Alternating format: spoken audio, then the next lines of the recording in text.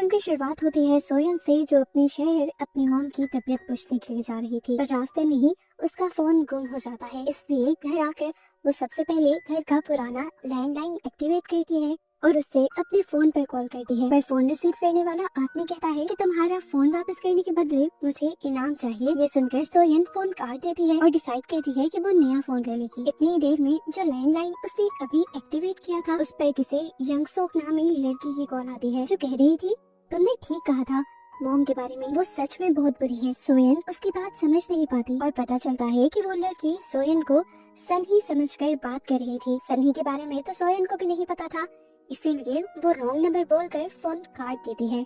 जिसके बाद वो चली आई थी अपने मॉम के पास हॉस्पिटल में, जिनको ब्रेन ट्यूमर था।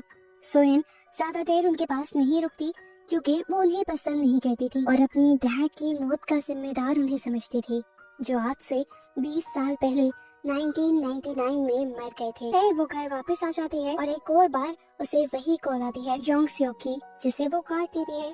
तभी घर पर उसे कुछ गिरने की आवाज आती है। देखने पर पता चला कि उनकी फैमिली पिक्चर गिरी थी, जिसके पीछे बेसमेंट का एक खुफिया रास्ता था। सीढ़ियों से नीचे उतरकर बेसमेंट में जाने पर उसे एक बॉक्स मिलता है, जिसके अंदर कुछ रिचुअल की चीजें थी और उसी फोन वाली लड़की योंग सियोक की पिक्चर भी थी इसमें।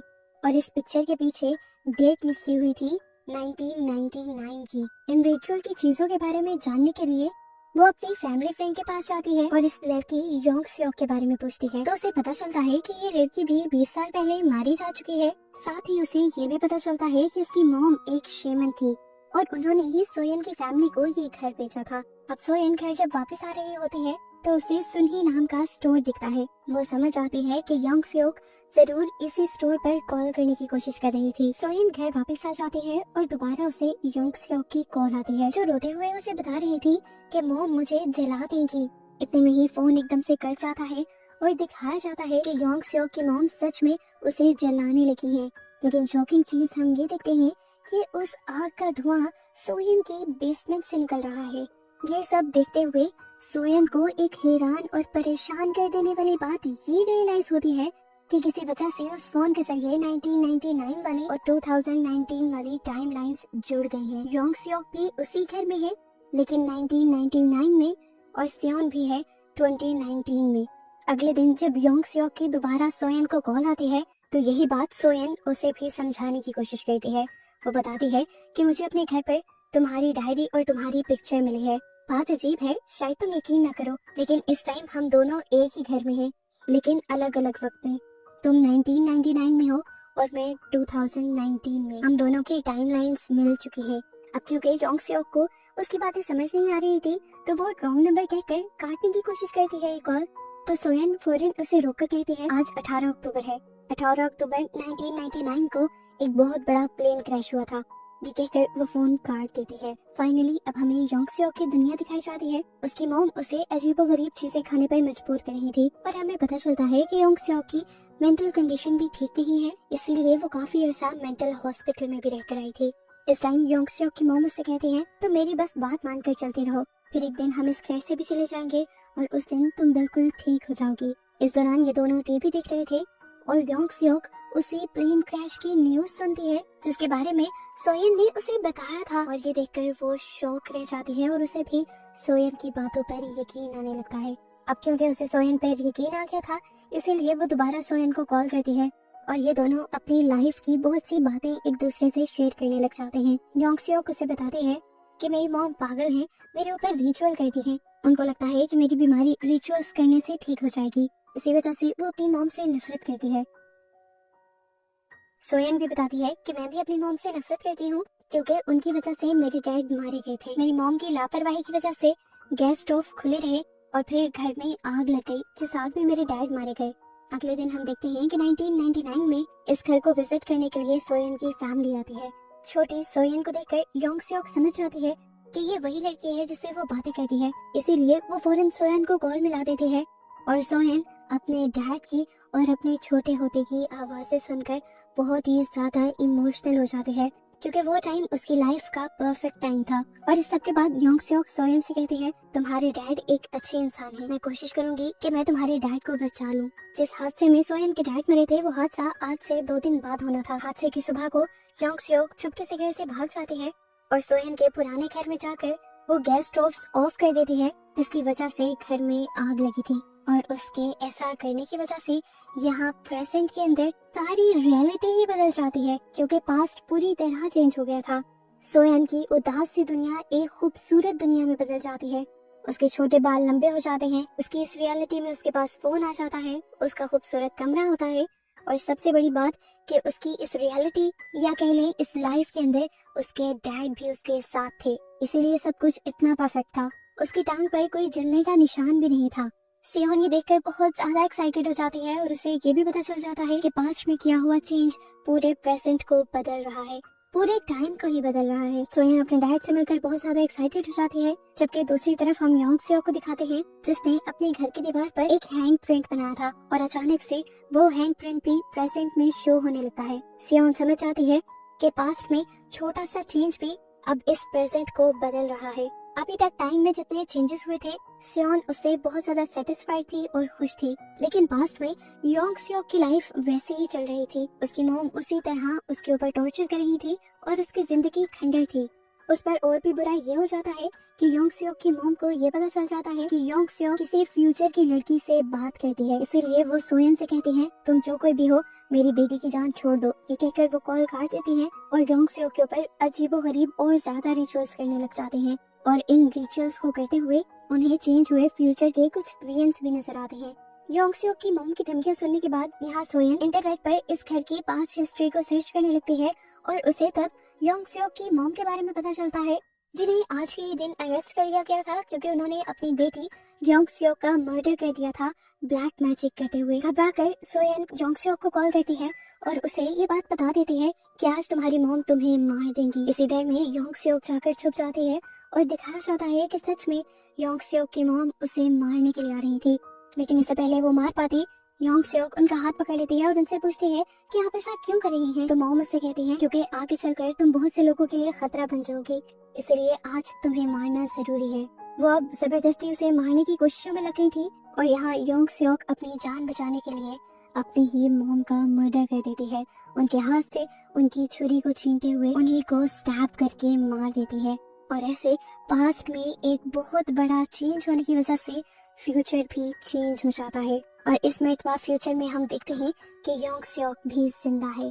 1999 में भी योंग सियोक की लाइफ काफी बदल गई थी। वो अपनी मॉम की कैद से आजाद हो गई थी। नहा धोकर फ्रेश होकर वो बाहर जाती है, अपना फेवरेट खाना खाती है, मूवी देखती है और शॉपिंग करती है। 2019 में दिखाया जाता है कि सोयन का फैमिली फ्रेंड उसके लिए स्ट्रॉबेरीज लेकर आया था। वो स्ट्रॉबेरी को खाती है और थोड़ा सा जूस उसके स्वेटर पे गिर जाता है। 1999 के अंदर भी सोयन का फैमिली फ्रेंड जो उस टाइम योंग सियोक का नेबर था, वो योंग सियोक के घर स्ट्रॉबेरीज लेकर जाता है और वहाँ जाकर देखता है कि योंग सियोक ने अपनी मॉम का मर्डर कर दिया था और उनकी बॉडी को छोटे छोटे टुकड़ों में काट कर फ्रीजर में फ्रीज कर दिया था। घबराकर वो जल्दी से पुलिस को कॉल मिलाता है। तो जैसा हमें पहले पता है कि हमेशा उस फोन से कॉल सोयन को ही लगती है, तो इस कॉल के जरिए सोयन को पता चल जाता है कि योंग सियोक ने अपनी मॉम को मारकर उनकी बॉडी को फ्रीजर में फ्रीज कर दिया है। अब योंग सियोक ये बात जान गई थी कि उसका नेबर ये बात जाकर बाहर सबको बता देगा। इसी डर में वो उस लड़के को भी मार देती है और प्रेजेंट पे रियलिटी दोबारा से चेंज हो जाती है। सोयन के स्वेटर पे जो स्ट्रॉबेरी जूस गिरा था एकदम से वो गायब हो जाता है, क्योंकि जो स्ट्रॉबेरी लाया था वही नहीं रहा था, तो स्ट्रॉबेरीज कहाँ से होती। सोयन घबरा कर बाहर जाकर देखती है तो पता चलता है कि अब उनके स्ट्रॉबेरी फॉर्म्स भी नहीं रहे थे, वो सारी जगह खंडर बन चुकी थी। इस खंडर बनी जगह से उसे पता चलता है कि 1999 में ही ये फॉर्म तो बंद हो गया था। घबराकर अब वो पुलिस स्टेशन जाती है और जाकर वो अपने अंकल के बारे में पूछती है। एक बूढ़ा सा ऑफिसर हैरान होकर पूछता है कि तुम्हें 20 साल पहले मरे हुए आदमी के बारे में क्यों जानना है। सियोन कहती है बस मुझे जानना है। इसीलिए ऑफिसर उठकर एक 1999 की डायरी निकालकर उसमें से काफी सारी चीजें पढ़ते हुए बताते हैं कि तुम्हारे अंकल 1999 में मारे गए थे और उन्हें एक लड़की योंग सियोक ने मारा था जो कि सीरियल किलर थी। पहले उसने अपनी मॉम को और फिर इस आदमी को मारा था और इस सजा में वो आज तक जेल में है। ये सब चल क्या रहा था ये जानने के लिए सोयन अपने नेबर में ही बनी हुई एक शॉप पर जाती है जिसका नाम सुनही था। सोयन को जब पहली मर्तबा योंग सियोक की कॉल आई थी तो उसने बताया था कि मैं सुनही से बात करना चाहती हूँ। हमें पहली मर्तबा सुनही को दिखाया जाता है, जिससे जब सोयन योंग सियोक के बारे में सवाल करती है तो सुनही बताती है कि योंग सियोक एक पागल लड़की है। बचपन में उसने मुझे बुरी तरह टॉर्चर किया था और अगर उसकी मॉम ना होती तो फिर तो आज मैं बच भी ना पाती। वो उसे अपनी जली हुई टांग दिखाती है जो योंग सियोक ने चलाई थी। पास्ट में अब दोबारा हमें योंग सियोक का सीन दिखाया जाता है। पुलिस उस लड़के की इन्वेस्टिगेशन करते करते यहाँ योंग सियोक के घर तक पहुँच जाती है और जब योंग सियोक से उसके बारे में पूछा जाता है तो योंग सियोक इनकार कर देती है कि मैंने तो उस आदमी को देखा तक नहीं। पुलिस को उसकी बात पर यकीन नहीं आता क्योंकि सनहू की फार्म्स की स्ट्रॉबेरीज उसके घर पर मौजूद थी, इसीलिए वो घर की तलाशी लेने लग जाते हैं और साथ ही साथ योंग सियोक से सवाल जवाब भी करने लग जाते हैं। योंग सियोक ऐसा लापरवाही वाला रवैया रखती है जैसे कुछ करना तो दूर उसने कुछ सोचा भी ना हो और आराम से टीवी देखती रहती है। इतनी देर में सोयन योंग सियोक को कॉल करती है और उसे बताती है कि तुम पूरी जिंदगी के लिए जेल जाने वाली हो। ये सुनकर योंग सियोक को झटका लगता है। इतनी मुश्किल से तो वो अपनी मॉम की कैद से निकली थी और अब वो जेल चली जाएगी। सोयन दुखी थी। उसने योंग सियोक से पूछा, आखिर तुमने उन दोनों को क्यों मारा? योंग सियोक उसकी बात का जवाब नहीं देती और उल्टा उससे मदद करने को कहती है और कहती है कि हिस्ट्री को पढ़ते हुए कोई ना कोई ऐसा सोल्यूशन निकालो जिससे मैं जेल जाने से बच जाऊं। पर सोयन उसकी मदद करने से इनकार कर देती है क्योंकि वो एक किलर की मदद नहीं करना चाहती। उसकी ये बात सुनकर योंग सियोक को गुस्सा आ जाता है क्योंकि उसने अपनी जान पर खेलकर सोयन के डैड को बचाया था और सोयन बदले में उसके लिए कुछ भी नहीं कर रही थी। इधर पुलिस को योंग सियोक के बारे में पता चलता है कि उसे कई किस्म की मेंटल इलनेस है, यानी दिमागी बीमारियां हैं जिसकी वजह से वो कुछ भी कर सकती है। दूसरी तरफ इसी टाइम में यानी 1999 में अब सोयन और सोयन के डैड भी इस घर में आते हैं योंग सियोक की मॉम का पूछने के लिए, क्योंकि वो लोग ये घर खरीद चुके थे और रजिस्ट्रार ऑफिस में योंग सियोक की मॉम का इंतजार कर रहे थे ताकि वो ये प्रॉपर्टी उनके नाम ट्रांसफर कर सके। अब योंग सियोक को सोयन से बदला लेने का अच्छा मौका मिल जाता है। वो दोनों को अपने घर के अंदर बुलाती है और छोटी सी सोयन के सामने ही उसके डैड का मर्डर कर देती है। 2019 में दिखाया जाता है कि सोयन अपने डैड के साथ ड्राइविंग सीख रही थी, लेकिन पास्ट में होने वाले चेंज की वजह से यानी उसके डैड के मरने की वजह से प्रेजेंट में उसके डैड गायब हो जाते हैं। सोयन समझ जाती है कि ऐसा इसीलिए हुआ है कि पास्ट में उसके डैड मर गए हैं। वो रोते हुए अपने उसी घर में आ जाती है और देखती है कि उसका घर दोबारा से खंडर बन गया है और इस मर्तबा तो इस घर में उसकी कोई चीज भी नहीं थी क्योंकि उसके डैड के मरते ही ये घर कभी उनके नाम ट्रांसफर हुआ ही नहीं था। हैरान कर देने वाली बात ये थी कि इस घर में अभी भी वो फोन रखा हुआ था और जमीन पर खून से लिखा हुआ था, सोयन इस फोन को उठाओ। सोयन फोन उठाकर जोर जोर से चिल्लाने लग जाती है कि आखिर क्यों क्यों किया ये तुमने मेरे साथ? योंग सियोक कहती है, मैंने तुम्हारी मदद की थी, तुमने मेरी मदद करने से मना किया तो बस मैंने अपना बदला ले लिया। अब 8 साल की छोटी बच्ची जो कि तुम ही हो वो मेरे सामने बैठी हुई है। अगर तुम चाहती हो कि मैं इसे ना मारूं तो तुम्हारे पास सिर्फ 1 घंटा है। हिस्ट्री को स्टडी करते हुए मुझे बताओ कि पुलिस को मेरे खिलाफ सबूत कहाँ से मिलेंगे और मैं पुलिस से अपनी जान कैसे छुड़वाऊं। काफी सारी रिसर्च करने के बाद सोयन योंग सियोक को फोन करके एक एड्रेस बताती है और कहती है कि ठीक 5 बजे से पहले तुम उस जगह पर चली जाना। योंग सियोक उसकी बात मानकर वहाँ पे चली जाती है, लेकिन 5 बजते ही उस जगह पे एक बड़ा गैस ब्लास्ट हो जाता है। सोयन ने असल में ये प्लान के साथ किया था ताकि योंग सियोक मर जाए और आगे कोई तबाही न हो, लेकिन योंग सियोक तो फिर बच गई। इस हादसे में वो सिर्फ जख्मी ही हुई। योंग सियोक घर आ जाती है और घर आते ही सोयन को कॉल करती है और कहती है कि तुमने मेरे साथ अच्छा नहीं किया, तुमने मुझे धोखा दिया है और अब इसका अंजाम देखना। वो गरम गरम खौलता हुआ पानी छोटी सोयन के ऊपर डाल देती है, जिसकी वजह से प्रेजेंट में भी सोयन को बहुत ज्यादा दर्द होता है और उसकी बॉडी पर नए मार्क्स आ जाते हैं। इसकी वजह हम जानते ही हैं कि जो कुछ पास्ट में चेंज हो रहा है उसका असर प्रेजेंट में भी हो रहा है। इसी टाइम पर पास्ट में सियोन के डैड के फोन पर एक मैसेज आता है उनकी वाइफ का। वो रजिस्ट्रार ऑफिस में उन सबका वेट कर रही थी और अब क्योंकि काफी देर तक वो वापस नहीं लौटे थे, इसीलिए वो रजिस्ट्रार ऑफिसर को लेकर योंग सियोक के घर ही आने वाली थी। योंग सियोक की सारी बातें सुनकर सोयन से कहती हैं कि कुछ ही देर में तुम्हारी मॉम भी यहाँ आ जाएंगी।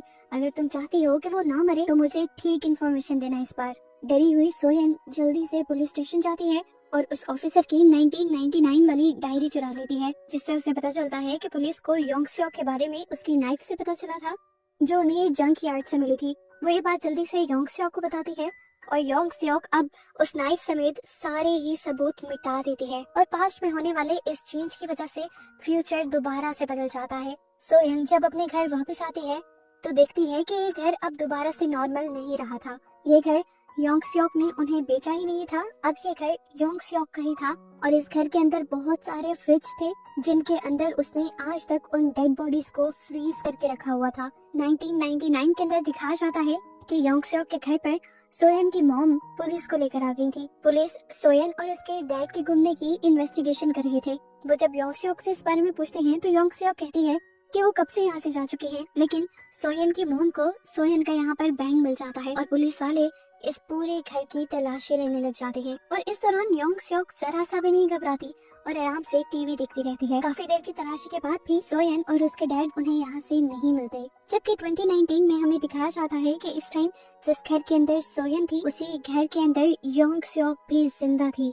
और अब सोयन की मॉम उसी फोन को यूज करते हुए अपने हस्बैंड को कॉल मिलाने की कोशिश करती है, जो फोन हमेशा 2019 में सोयन को कॉल मिलाता है। और सोयन फोन को पकड़ते ही अपनी मॉम से कहती है, मॉम यहाँ से भाग जाए, नहीं तो वो लड़की आपको और इस ऑफिसर को मार देगी। सोयन की मॉम को ये रॉन्ग नंबर लगता है और वो यहाँ से जाने लगती है, लेकिन अगले ही सेकंड योंग सियोक ने उठकर उस ऑफिसर के ऊपर हमला करते हुए उसे मार दिया। सोयन की मॉम को समझ आ गई कि जो भी फोन पे था वो सच कह रहा था, इसलिए वो अपने आप को बचाने के लिए उसी फोन के साथ एक रूम के अंदर अपने आप को बंद कर लेती है। जबकि प्रेजेंट में हमें दिखाया जाता है कि अचानक से किसी ने सोयन के ऊपर भी हमला कर दिया था। हमला करने वाली कोई और नहीं बल्कि योंग सियोक ही थी। सोयन अपने आप को किसी तरह उससे बचा लेती है और यहाँ योंग सियोक उससे कहती है, पता नहीं क्यों तुम मेरा साथ नहीं दे रही थी, हालांकि सच तो तुम्हें भी पता है और मुझे भी कि हम दोनों ही एक जैसे हैं। तुम्हें भी पता है कि तुम्हारे डैड तुम्हारी ही गलती की वजह से मारे गए थे, लेकिन पुलिस के सामने तुमने सारा इल्जाम अपनी मॉम पे लगा दिया। ये सच्चाई असल में योंग सियोक को तब पता चली थी जब वो सोयन के घर उसके डैड को बचाने के लिए गई थी। ये सुनते ही सोयन भी यहाँ से उठ खड़ी होती है और उसी फोन के साथ अपने आप को एक रूम में लॉक कर देती है। दूसरी तरफ से सोयन की मॉम फोन पर हेल्प मांगने लग जाती है और सोयन उनसे कहती है, मॉम इस कमरे में कोई भी चीज पड़ी होगी उससे आप योंग सियोक को मार दें। इससे पहले कि सोयन की मॉम पूरी बात सुन पाती, योंग सियोक छोटी सोयन को उस रूम के बाहर छोड़ देती है जिस रूम में सोयन की मॉम थी। और उसकी आवाज सुनकर सोयन की मॉम फोन छोड़कर अपनी बेटी को बचाने के लिए बाहर चली जाती है। उसके बाहर निकलते ही योंग सियोक उन दोनों के ऊपर हमला कर देती है और अपने आप को बचाने के चक्कर में सोयन और उसकी मॉम को बहुत सारी चोटें आती हैं, जिसका निशान इस टाइम हम प्रेजेंट में सोयन की गर्दन पर भी देख रहे थे। 1999 के अंदर सोयन की मॉम और योंग सियोक दोनों ही पूरी ताकत से लड़ रहे थे और अपनी बेटी को बचाने के लिए सोयन की मॉम योंग सियोक को लेकर रेलिंग से नीचे कूद जाती हैं और यहाँ ये दोनों ही बेहोश हो जाते हैं। पास में होने वाली इस चीज की वजह से फ्यूचर दोबारा से बदल जाता है। जिस घर के अंदर इस टाइम सोयन थी वो घर दोबारा से एक खंडर में बदल गया था, जैसे यहाँ पर सालों से कोई ना रह रहा हो। वो घबराते हुए पहले हॉस्पिटल जाती है और वहाँ पर अपने मॉम के बारे में पूछती है, लेकिन उसे पता चलता है कि उसकी मॉम तो यहाँ पर एडमिट ही नहीं है। वो पुलिस स्टेशन जाके अब योंग सियोक के बारे में पूछती है तो उससे उसकी भी कोई इन्फॉर्मेशन नहीं मिलती। वो ग्रेवयार्ड जाती है तो देखती है कि उसके डैड उसी दिन मरे थे जिस दिन वो सारे काम हो रहे थे 1999 में। उसे लग रहा था कि अब उसकी मॉम भी मर गई, लेकिन थोड़ी देर में यहाँ पर उसकी मॉम उसे ढूंढते हुए आ जाती है और उसे डांटने लग जाती है क्योंकि इस टाइम उसका फोन बंद था। इस टाइम उनकी गर्दन और पूरे जिस्म पर काफी सारी पुरानी चोटों के निशान दिखाए जाते हैं, जिसका मतलब था कि उस दिन वो योंग सियोक से लड़ने के बाद जीत गई थी। सोयन उन्हें देखकर बहुत ज्यादा खुश हो जाती है, उनका हाथ पकड़ती है, हाथ चूमती है और गले लगाकर ये दोनों घर के लिए बढ़ जाते हैं। लेकिन आगे बढ़ते बढ़ते ही एकदम से रास्ते में ही सोयन की मॉम भी गायब हो जाती है। यानी पास्ट में फिर कुछ चेंज हुआ था जिसकी वजह से फ्यूचर बदल गया था। पता चला कि योंग सियोक उस दिन मरी नहीं थी, बस बेहोश हुई थी, जिसने उठते ही फिर सोयन की मॉम को मार दिया, जिसकी वजह से वो फ्यूचर से गायब हो गई थी। मूवी के फाइनल सीन के अंदर हम दोबारा बदली हुई सोयन को देखते हैं जो इस टाइम उसी घर की बेसमेंट के अंदर बंधी हुई थी। यानी कि जरूर योंग सियोक ने उसे किडनैप करके रखा था और अब वो उसे मारेगी या नहीं, इसी सस्पेंस के साथ ये मूवी यहाँ खत्म हो जाती है।